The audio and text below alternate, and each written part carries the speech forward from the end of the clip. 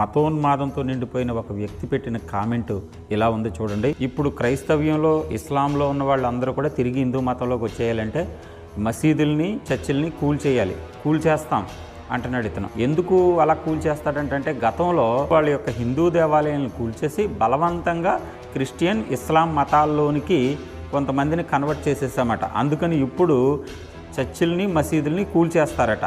అంటే దీన్ని బట్టి చూస్తుంటే మొత్తం మీద ఏదేమైనా సరే ఉగ్రవాదం అనేది చాలా భయంకరంగా వీళ్ళ హృదయాల్లో కనబడతా ఉంది. అయితే ఈ వ్యక్తికి నేను చెప్పే సమాధానం ఏంటో తెలుసా? గతంలో హిందూ దేవాలయాలను కూల్చి మసీదులుగా చేశారేమో ఒకవేళ, కానీ ఎక్కడా కూడా ఒక్క హిందూ దేవాలయాన్ని కూడా చర్చిగా మార్చిన దాఖలాలు భారతదేశంలో లేవు.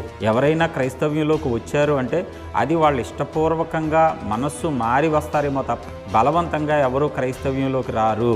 ఇప్పుడు మీరు చెప్తున్న ఏ కారణం అయితే ఉందో ఆ కారణం క్రైస్తవ్యానికి ఎటువంటి సంబంధం